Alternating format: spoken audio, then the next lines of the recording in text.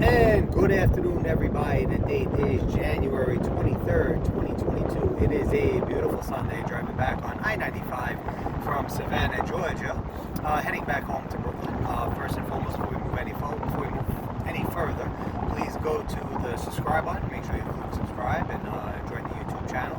Make sure you go to the website, www.milettilaw.com, and make sure you subscribe to the newsletter so you're always in the know.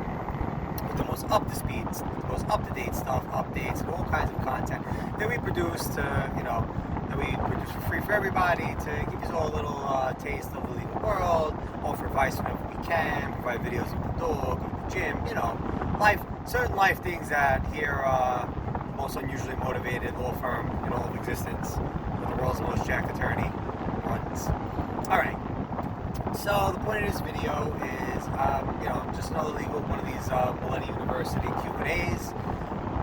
One thing, very quickly, what I want to discuss about today for a moment, a couple minutes, is understanding a breach of contract.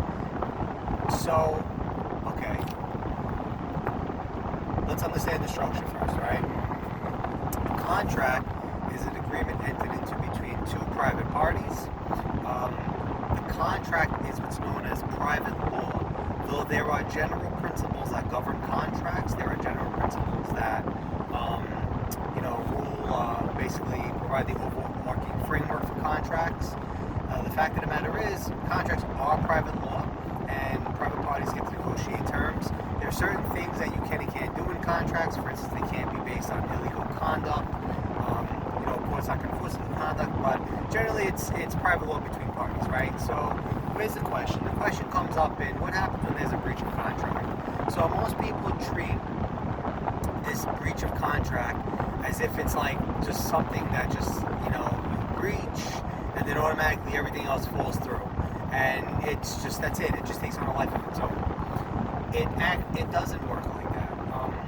Obviously, if you have two parties that are negotiating good faith and in fair dealing, and they're two parties with integrity, if there is a breach of contract terms, and if the results of those breaches are clear, then it should basically be a no-brainer on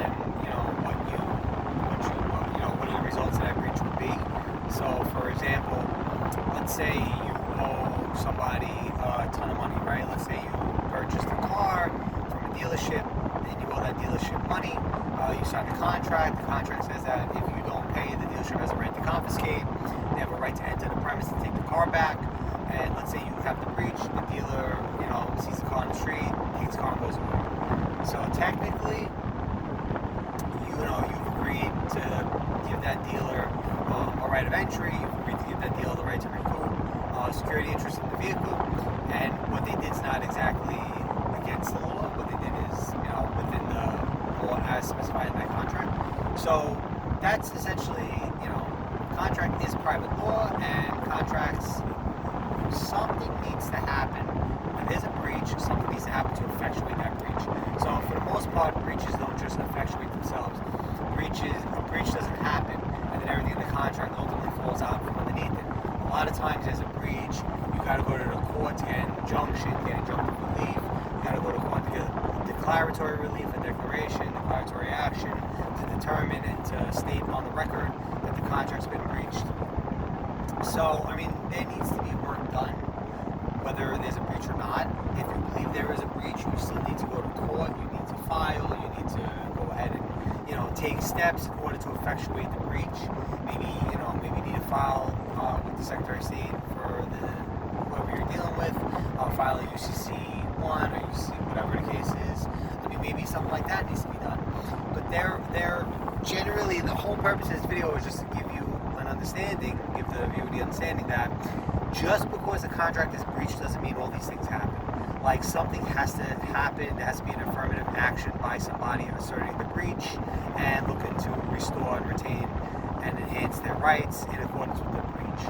And that's really the purpose of this video, because I'm seeing far too many occasions where somebody does some act that's in breach of the contract, and the opposing side will usually just be like, well, that's it, we don't have to do anything, or will be, well, that's it, then he's not going to come back after me anymore, or whatever the case is. It's not the case. Both parties are required to fulfill all their obligations on the breach unless it's a material breach. If it's a material breach, then you're gonna have to go to you have to go to court and fight over it. So that's generally just where we are. That's the whole purpose of this video. The whole purpose of the video is just to walk through that. Contract breaches, contracts are breached, they don't just cure themselves. Someone has to take these affirmative steps to make them better, and that's where, you will find, that's when a breach of contract is really important and really popular and really helpful, because, you will be able to go ahead and set the framework for your enforcement later on. So I hope this was helpful. I hope this clarified any questions on what happens when you breach a contract and how the mechanism works. For those of the clients that just think that the contract just works, it really doesn't. There needs to be some kind of affirmative action by the party asserting the contractual language. And by affirmative action, I mean that's some kind of court filing, some kind of agency filing, which we get this third party to come in and opine. So, of course, naturally, if you have any questions, let us know. You have the website, you have the YouTube channel, you have my email, miletti@miletti.com, whatever it is, a million ways to get in touch with us, and we will see you later. The next video